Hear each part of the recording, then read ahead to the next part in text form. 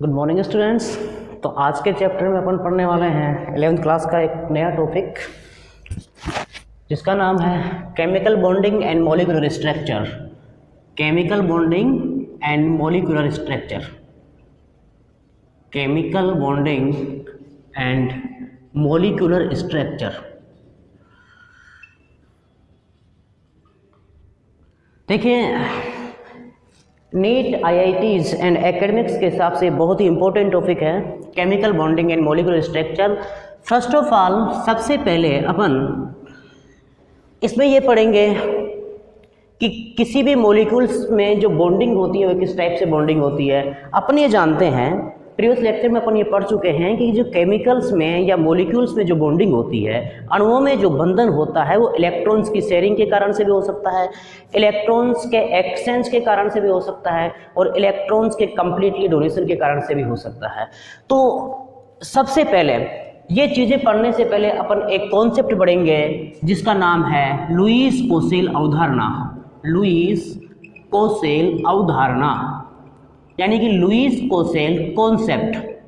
Lewis Kossel concept, इस concept के कुछ पोस्टुलेट्स थे। तो लुईस कोसेल नाम के जो केमिस्ट थे उन्होंने ये कहा था कि मॉलिक्यूल्स में, चाहे वो मॉलिक्यूल सेम टाइप के हों चाहे वो मॉलिक्यूल डिफरेंट टाइप्स के हों, डिफरेंट टाइप के मॉलिक्यूल का मतलब ये होता है कि यदि भिन्न प्रकार के परमाणुओं के आपस में परमाणुओं संयोजन से कोई अणु बनता है तो उसको अपन विषम अणु कहते हैं, जबकि समान प्रकार के अणुओं की कॉम्बिनेशन से जो अणु बनता है उसको अपन होमोमोलिक्यूल्स या समअणु कहेंगे। ये चीज़ें पढ़ने से पहले अपन एक कॉन्सेप्ट पढ़ेंगे कि लुईस कोसेल में कुछ पॉइंट्स अपने को ध्यान में रखने हैं, जिसमें सबसे पहली बात आती है कि संयोजी इलेक्ट्रॉन्स किसे कहा जाता है।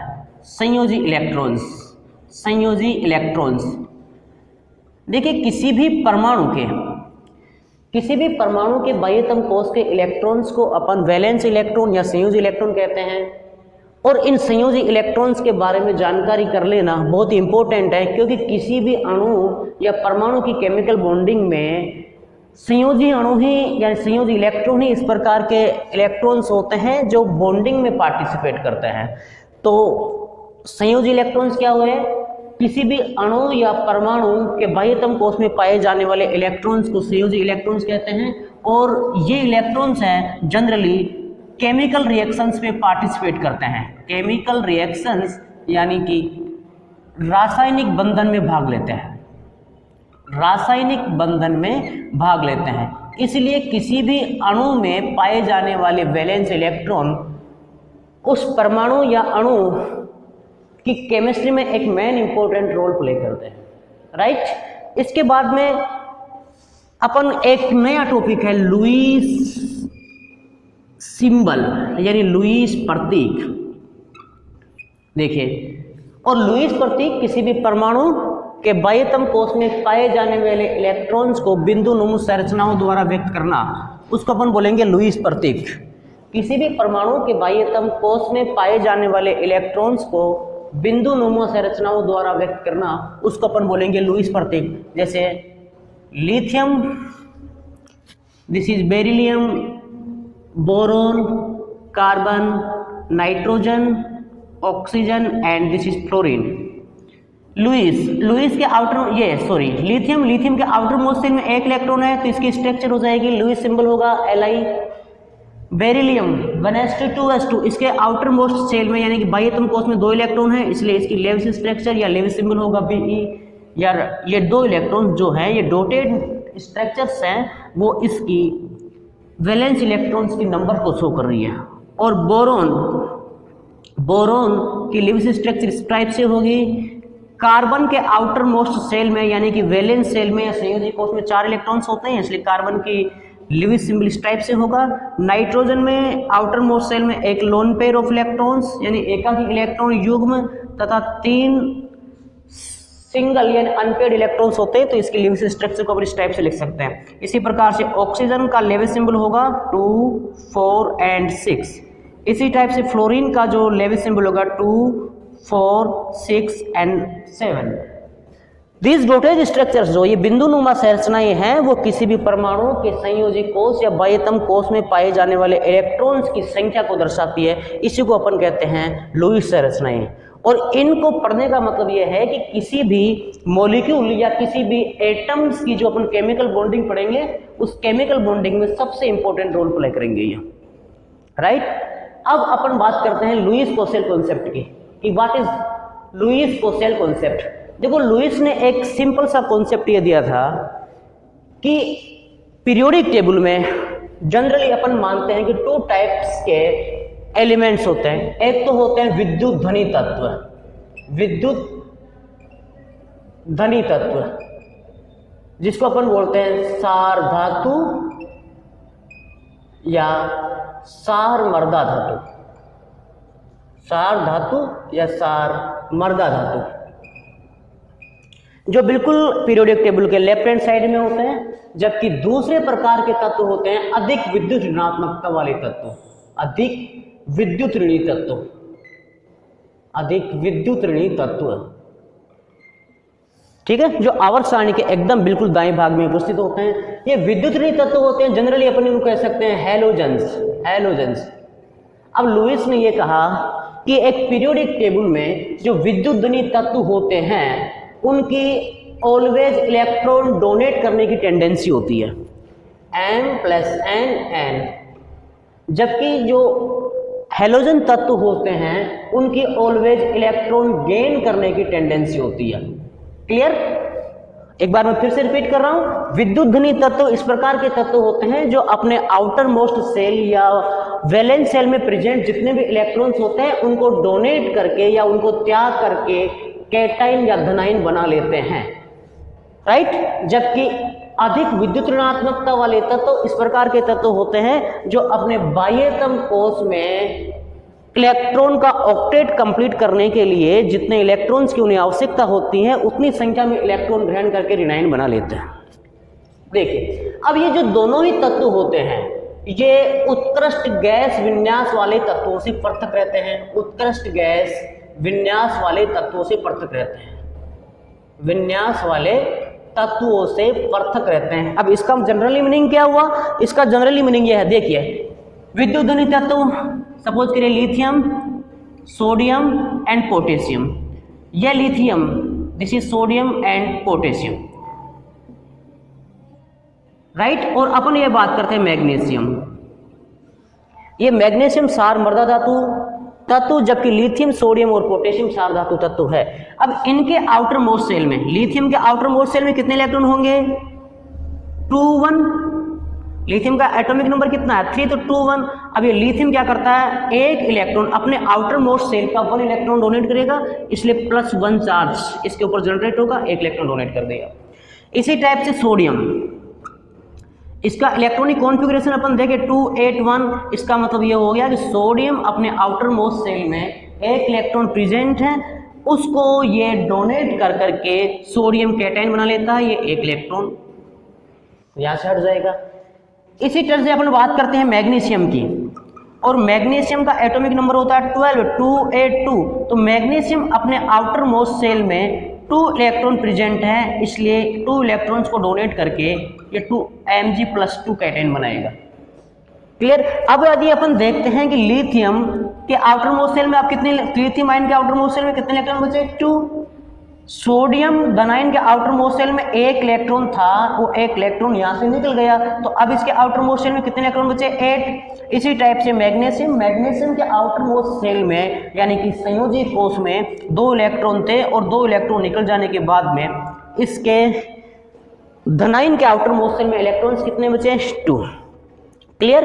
तो लुईस ने यह कहा कि जो सार धातु तत्व है या सार मर्दा धातु तत्व है, जिन्हें हम इलेक्ट्रोपॉजिटिव या विद्युत धनी तत्व कहते हैं, अपने बाह्यतम कोष में स्थित इलेक्ट्रॉन्स को त्याग कर धनायन बना लेंगे और उन धनायन के बाह्यतम कोष का जो इलेक्ट्रॉन विन्यास होगा वो इलेक्ट्रॉन विन्यास उत्कृष्ट गैस विन्यास वाले तत्वों के समान होगा।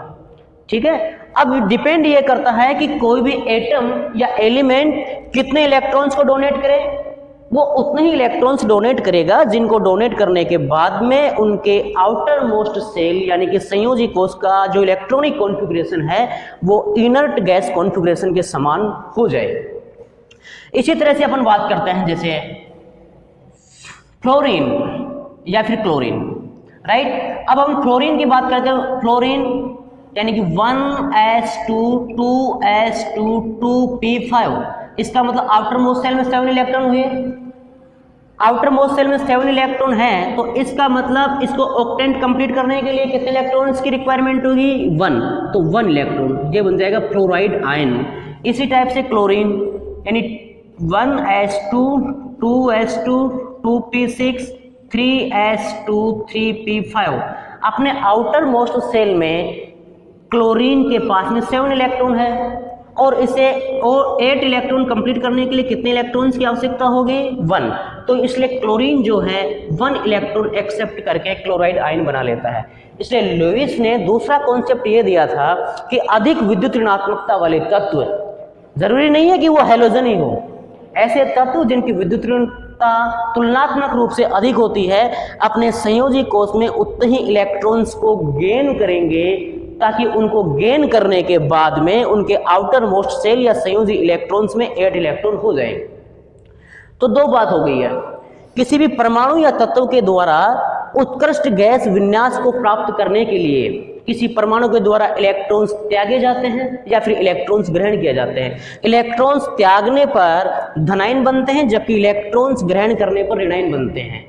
इलेक्ट्रॉन ऑलवेज विद्युतधनी तत्व यानी कि सार धातुओं व सार मृदा धातुओं द्वारा ही त्यागे जाएंगे, जबकि इलेक्ट्रॉन ग्रहण अधिक विद्युत ऋणात्मकता वाले तत्वों के द्वारा ग्रहण किए जाएंगे। अब ये तो हुई हैलोजेंस की बात। अगर अपन एक बात और करें एल्कोजन फैमिली की, जैसे ऑक्सीजन, ऑक्सीजन का एटम नंबर कितना है? 8। इसका मतलब इसका कॉन्फ़िगरेशन क्या हो जाएगा बेटा? 1s2 2s2 2p4। Outer most shell में कितने इलेक्ट्रॉन हुए हैं? 6। इसका मतलब है 2 इलेक्ट्रॉन एक्सेप्ट करेगा। 2 इलेक्ट्रॉन एक्सेप्ट करने के बाद में ऑक्सीजन O-2 आयन बनेगा। इसी टाइप से अपन बात करते हैं नाइट्रोजन की। नाइट्रोजन का एटॉमिक नंबर कितना है? 7। कॉन्फ़िगरेशन क्या होगा electronic? 1s2 2s2 2p3। Outer most shell में 5 इलेक्ट्रॉन्स, इसका मतलब इसको 3 इलेक्ट्रॉन एक्सेप्ट करेंगे और 3 इलेक्ट्रॉन एक्सेप्ट करने के बाद में ये n-3 रिनाइन बनाएगा। तो लुईस कॉन्सेप्ट था, लुईस कोसेल कॉन्सेप्ट है, उसके अकॉर्डिंग पहला कॉन्सेप्ट तो यह है कि किसी भी परमाणु के बाह्यतम कोश में पाए जाने वाले इलेक्ट्रॉन्स को संयोजी इलेक्ट्रॉन्स कहा जाता है और किसी भी परमाणु द्वारा रासायनिक अभिक्रिया में भाग लेने के लिए इन इलेक्ट्रॉन्स का होना जरूरी है। जबकि इनर कोर इलेक्ट्रॉन्स जो होते हैं, आंतरिक कोश वाले इलेक्ट्रॉन्स होते हैं, किसी भी परमाणु के केमिकल बॉन्डिंग में या केमिकल रिएक्शंस में पार्टिसिपेट नहीं करते हैं, राइट। दूसरा है लुईस सिंबल। लुईस सिंबल यानी किसी भी परमाणु के बाह्यतम कोश में पाए जाने वाले इलेक्ट्रॉन्स को बिंदु नुमा संरचनाओं द्वारा व्यक्त करना, उसको अपन बोलते हैं लुईस प्रतीक। जैसे लिथियम का लुईस प्रतीक यह है, beryllium, boron, carbon, nitrogen, oxygen and fluorine. तीसरा कॉन्सेप्ट ये था कि किसी भी परमाणु के बाह्यतम कोश में पाए जाने वाले इलेक्ट्रॉन्स का एक्सचेंज होता है, या तो इलेक्ट्रॉन डोनेट किए जाते हैं या फिर इलेक्ट्रॉन एक्सेप्ट किए जाते हैं। इलेक्ट्रोपॉजिटिव नेचर के एलिमेंट होते हैं, वो इलेक्ट्रॉन डोनेट करके उत्कृष्ट गैस विन्यास तत्व प्राप्त करते हैं, जबकि इलेक्ट्रोनेगेटिविटी नेचर वाले एलिमेंट्स जो होते हैं वो इलेक्ट्रॉन गेन करके इलेक्ट्रॉन या उत्कृष्ट गैस विन्यास प्राप्त करते हैं। ठीक है, तो उत्कृष्ट गैस विन्यास प्राप्त करने के लिए तत्वों द्वारा धनायन बनाए जाते हैं व तत्वों द्वारा ऋणायन बनाए जाते हैं। अब अपन ये देखते हैं कि इन सारे के सारे धनायंस में और ऋणायंस में बाह्यतम कोश का इलेक्ट्रॉनिक विन्यास जो होता है वो इसके समान हो गया, यानी बाह्यतम कोश में 8 इलेक्ट्रॉन हो गए। इसका एक एक्सेप्शन है हीलियम। हीलियम देखिए, हीलियम कभी भी अपने आउटर मोस्ट सेल में 8 इलेक्ट्रॉन नहीं कर पाता है।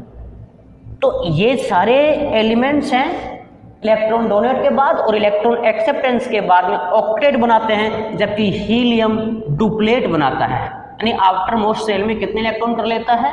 2। अब अपन आते हैं मेन टॉपिक पर, जिसका नाम है केमिकल बॉन्डिंग। अब देखिए जनरली एक बात और, इलेक्ट्रॉन डोनेट के बाद में कैटायन बने और इलेक्ट्रॉन गेन करने के बाद में एनाइन बने, और कैटाइन और एनाइन यानी कि धनाइन और ऋणाइन के बीच में इलेक्ट्रोस्टैटिक अट्रैक्शन होता है, और इलेक्ट्रोस्टैटिक अट्रैक्शन के कारण से उनके बीच में बॉन्डिंग होती है। जैसे मैं बात करूं मैग्नीशियम क्लोराइड किस टाइप से बनेगा, या फिर अपन बात करें सोडियम क्लोराइड किस टाइप से बनेगा। जनरली मैं आपसे क्वेश्चन ये करूं, the crystal of magnesium chloride contains the magnesium atom and chlorine atom, या फिर मैग्नीशियम आयन और क्लोराइड आयन। देखिए सबसे पहले अपन मैग्नीशियम का कॉन्फ़िगरेशन लिखेंगे 12, इसका मतलब क्या हो जाएगा, सार मृदा धातु तत्व है बेटा ये, तो 2 इलेक्ट्रॉन डोनेट करेगा, इसका मतलब हो जाएगा Mg+2 एंड 2 इलेक्ट्रॉन। फिर अपन क्लोरीन की बात करें, क्लोरीन 1 इलेक्ट्रॉन ग्रहण करने के बाद में क्लोराइड आयन बनाता है। क्लियर। अब इस मैग्नीशियम क्लोराइड के जो क्रिस्टल है इसमें Mg+2 बन गया, यानी इसका आउटर मोस्ट कॉन्फ़िगरेशन हो गया 2,8, और यहाँ पर था ये 2,8,2, यहाँ 2,7 और ये बन गया 2,8, राइट। अब ये आपस में बॉन्डिंग किस प्रकार से करेंगे, यानी इस टाइप के जो क्रिस्टल में क्या रहेगा Mg+2 और ये Cl-2, यानी Mg+2 बन जाएगा और ये Cl-2। क्लियर। इसी टाइप से जैसे NaF, यदि इसका अपन कॉन्फ़िगरेशन लिखेंगे तो Na किस टाइप से बनाएगा Na+, एंड F किस प्रकार से बनाएगा NaF। तो NaF के क्रिस्टल में सोडियम आयन होगा और फ्लोराइड आयन होगा। क्लियर। इसी प्रकार से कैल्शियम क्लोराइड के क्रिस्टल में CaF2 यानी Ca+2 एंड F-2, इस टाइप से कैल्शियम क्लोराइड का क्रिस्टल होगा। अब अपन बात करते हैं केमिकल बॉन्डिंग की। देखो केमिकल जो बॉन्डिंग होती है, रासायनिक बंधन होता है, वो 2 समान परमाणुओं के बीच भी हो सकता है, 2 डिफरेंट एटम्स के बीच भी हो सकता है। केमिकल बॉन्डिंग करने के लिए 2 एटम्स के संयोजी इलेक्ट्रॉन्स की समान संख्या में साझेदारी भी हो सकती है। एक एटम्स के ऊपर पाए जाने वाले इलेक्ट्रॉन्स का एक्सचेंज भी हो सकता है, और एटम्स के ऊपर पाए जाने वाले इलेक्ट्रॉन्स का कंप्लीटली डोनेशन भी हो सकता है, यानी कंप्लीटली यानी पूर्ण रूप से स्थानांतरण भी हो सकता है। देखिए 2 परमाणुओं के बीच में अपन पढ़ रहे हैं रासायनिक बंधन, और रासायनिक बंधन में ही अपना एक टॉपिक है सहसंयोजी बंधन। सहसंयोजी बंधन, कोवलेंट बॉन्डिंग, सहसंयोजी बंधन यानी कि कोवलेंट बॉन्डिंग। कोवलेंट बॉन्डिंग देखिए इलेक्ट्रॉन्स की समान साझेदारी से, और इसमें पहला टॉपिक आएगा इलेक्ट्रॉन्स की समान साझेदारी से। इलेक्ट्रॉन्स की समान साझेदारी से, इलेक्ट्रॉन्स की समान साझेदारी से। जैसे अपन बात करते हैं क्लोरीन अणु की, या फिर अपन बात करें ऑक्सीजन अणु की, या फिर अपन बात करें नाइट्रोजन अणु की। देखिए क्लोरीन, इसका मतलब क्लोरीन के लुईस स्ट्रक्चर क्या पढ़ी थी अपन ने। क्लोरीन की बात करें तो Cl2 4 5 एंड 6, इसी टाइप से ये क्लोरीन 2 4 3 5 6 7, 2 4 6 7 एंड 2 4 6 एंड 7। अब ये एक इलेक्ट्रॉन इस क्लोरीन का, एक इलेक्ट्रॉन इसका, इनकी दोनों की पार्टनरशिप होती है तो बॉन्डिंग इस टाइप से बन जाएगी। ये 2 4 6 7 और 8, और देखने 2 4 6 7 एंड 8, यानी 2 क्लोरीन एटम्स के बीच में एक एक इलेक्ट्रॉन की साझेदारी होगी तो एक बॉन्ड बनेगा। इसी टाइप से अपन बात करें ऑक्सीजन मॉलिक्यूल की, तो ऑक्सीजन में देखना तो कितने इलेक्ट्रॉन्स की शेयरिंग होगी, यानी कितने इलेक्ट्रॉन्स की पार्टनरशिप होगी, ये इस बात पर डिपेंड करेगा कि शेयरिंग होने के बाद में हर एक परमाणु के संयोजी कोश में इलेक्ट्रॉन्स की संख्या 8 हो जानी चाहिए। After the sharing their should be total number of valence electrons should be 8 in each of the atom, right. अब ऑक्सीजन की बात करें अपन तो ऑक्सीजन की स्ट्रक्चर इस टाइप से होती है 2 4 एंड 6, इसी टाइप से ऑक्सीजन का दूसरा मॉलिक्यूल 2, 4 एंड 6। यदि अपन पार्टनरशिप करें, देखता 2, 4 और 6, मैं इस टाइप से करते हैं अपन, यानी इन इलेक्ट्रॉन्स की पार्टनरशिप होती है, ध्यान देना 2, 4, 6 और 8। देखो इस ऑक्सीजन, इसको मैं ए मानूं और इसको मैं बी मानूं, ए और बी, देखो इस ए का एरिया यहाँ तक आ गया, तो इसका मतलब इसमें कितने इलेक्ट्रॉन होंगे 2, 4, 6 एंड 8, और बी का एरिया यहाँ तक आ जाएगा, इसका मतलब कितने इलेक्ट्रॉन है 2, 4, 6 एंड 8। अब अपने को ये देखना है कि यहाँ पर पार्टनरशिप इलेक्ट्रॉन कितने हैं 2, यहाँ पर पार्टनरशिप इलेक्ट्रॉन यानी शेयर्ड इलेक्ट्रॉन कितने हुए बेटा 4 इलेक्ट्रॉन। इसी टाइप से अपन नाइट्रोजन की बात करें तो नाइट्रोजन की देखना इधर 2 और 1, 2, 3, 5 इलेक्ट्रॉन है आउटर मोस्ट सेल में, तो 1, 2, 3 एंड 2। अब अपने को इन वैलेंस इलेक्ट्रॉनों की शेयरिंग इस प्रकार से करनी है कि हर एक नाइट्रोजन एटम के संयोजी कोष में इलेक्ट्रॉन्स की संख्या 8 होनी चाहिए, 3, 6 और 2, 8। इस टाइप से अपन बॉन्डिंग करेंगे, और ये देखना 3, 6 और 2, 8। अब अपने यहाँ पर देखते हैं शेयर्ड इलेक्ट्रॉन्स कितने हैं 3 और 3, 6 इलेक्ट्रॉन। देखिए तो क्लोरीन अणु में क्लोरीन और क्लोरीन परमाणु के बीच में बॉन्ड कितना रहेगा 1। देखो बॉन्ड की संख्या क्या होगी शेयर्ड इलेक्ट्रॉन्स का आधा, यानी यहाँ पर शेयर्ड इलेक्ट्रॉन्स यानी साझित इलेक्ट्रॉन कितने हैं 2, 2 का आधा कितना हो गया 1, तो क्लोरीन और क्लोरीन के बीच में एक सहसंयोजी बंध बनेगा, जबकि ऑक्सीजन और ऑक्सीजन के बीच में साझित इलेक्ट्रॉन की संख्या कितनी है 4, तो इसका मतलब ऑक्सीजन और ऑक्सीजन के बीच में बॉन्ड कितने बनेंगे 2, और नाइट्रोजन के बीच में साझित इलेक्ट्रॉन्स की संख्या 9 है, इसका मतलब नाइट्रोजन और नाइट्रोजन के बीच में बंध कितने बनेंगे 3। क्लियर। तो इस प्रकार से अपन इलेक्ट्रॉन्स की समान साझेदारी से किस प्रकार से अणु बनते हैं, यानी उनमें बॉन्डिंग किस प्रकार से होती है, इसको अपन समझ सकते हैं। ठीक है। यदि अपन बात करते हैं किसी भी कार्बन डेरिवेटिव मॉलिक्यूल की, यानी कार्बन का जो कोई भी व्युत्पन्न है उसकी यदि अपन बात करें, जैसे एसिटिलीन, और एसिटिलीन का फॉर्मूला क्या होता है HC≡CH। कार्बन के संयोजी कोष में 4 इलेक्ट्रॉन, तो देखा 1, 2, 3 और 4। इस कार्बन के संयोजी में कितना होगा 3 बॉन्ड है कार्बन में, इसका मतलब 6 इलेक्ट्रॉनों की साझेदारी होगी, 3 और 1 4। अब यहाँ पर देखना है आपको 1 इलेक्ट्रॉन हाइड्रोजन का और यहाँ पर भी 1 इलेक्ट्रॉन हाइड्रोजन का। हाइड्रोजन कभी भी ऑक्टेन नहीं बनाता है, ये फर्स्ट सेल का मेंबर है हाइड्रोजन और हीलियम, और जो फर्स्ट सेल के प्रथम कोष के मेंबर होते हैं उनके बाह्यतम कोष में हमेशा 2 इलेक्ट्रॉन ही रहते हैं। तो देखना अब इसकी कार्बन की 3, 6 और 2, 8 इस टाइप से, और इस कार्बन का राइट, तो इस कार्बन के बीच में 6 इलेक्ट्रॉन्स की साझेदारी हो गई। तो एसिटिलीन में कार्बन के बीच में बॉन्डिंग कितनी होगी, ट्रिपल बॉन्डिंग हो जाएगी। तो इस हर कार्बन का देखना, यहाँ मैं इसको जहां डार्क कर रहा हूं आप देख लेना, इस एरिया में कितने इलेक्ट्रॉन्स आए 2 3 + 2 + 3 5 + 3 8 इलेक्ट्रॉन्स हो गए। तो अब अपने सामने इन स्ट्रक्चर्स को पढ़ने के बाद में अपने सामने एक कॉन्सेप्ट निकल के आ गया है कि किसी भी अणु में रासायनिक बंधन होता है, उस रासायनिक बंधन में उतने ही इलेक्ट्रॉन पार्टिसिपेट करते हैं कि हर एक परमाणु के बाह्यतम कोष में इलेक्ट्रॉन्स की संख्या 8 हो जानी चाहिए। अब अपन एक हेट्रोमोलिक्यूल एग्जाम्पल है विषम अणु।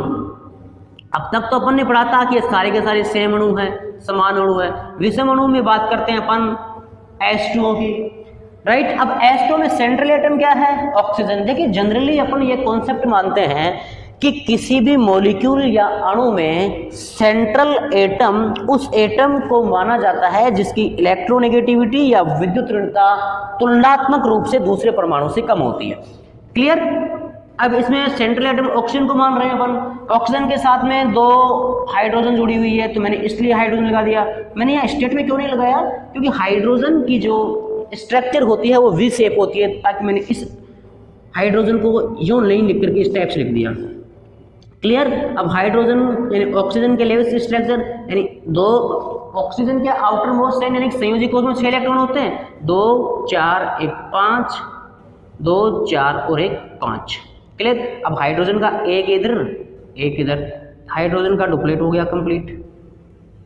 अब इस ऑक्सीजन का देखना, ऑक्सीजन का 2 2 4 2 6 और 2 8। अब अपन बात करें तो ऑक्सीजन की यानी जल की स्ट्रक्चर इस टाइप से बन जाएगी, वाटर की स्ट्रक्चर इस टाइप से बन जाएगी। ठीक है, तो ये अपने लेविस कंसेप्ट यानी लुईस पॉसेल अवधारणा के कुछ पोस्टुलेट्स थे जिनके आधार पर अपन ये पढ़ सकते हैं कि केमिकल बॉन्डिंग क्या होती है, दो परमाणुओं के बीच में बंधन किस प्रकार से होता है, जब 2 इलेक्ट्रॉन्स की पार्टनरशिप होती है तो एक बॉन्ड बनता है, 4 इलेक्ट्रॉन्स की पार्टनरशिप होती है तो 2 बॉन्ड बनेंगे, जबकि 6 इलेक्ट्रॉन्स की पार्टनरशिप होती है तो 3 बॉन्ड बनेंगे। इसका मतलब ये हो गया कि 2 परमाणुओं के बीच में साजित इलेक्ट्रॉन्स की संख्या का जो आधा होता है वो उनके बीच में पाए जाने वाले बॉन्ड्स की नंबर होती है। क्लियर। तो अब आज के चैप्टर में अपन इतना पढ़ेंगे। अब नेक्स्ट चैप्टर में अपन केमिकल बॉन्डिंग और मॉलिक्यूलर स्ट्रक्चर्स के जो मेन इंपॉर्टेंट टॉपिक्स हैं उनके बारे में चर्चा करेंगे। आज इंट्रोडक्टरी ये अपना चैप्टर था, तो आज आपको इन चीज़ों के बारे में पढ़ना है कि व्हाट इज केमिकल बॉन्डिंग, रासायनिक बंधन क्या है, लुईस प्रतीक क्या है और किसी भी परमाणु का लुईस प्रतीक किस प्रकार से लिखेंगे और 2 परमाणुओं के बीच में बॉन्डिंग किस प्रकार से होती है। ठीक है बेटा, कल अपन बात करते हैं आगे के टॉपिक्स के बारे में। Thank you.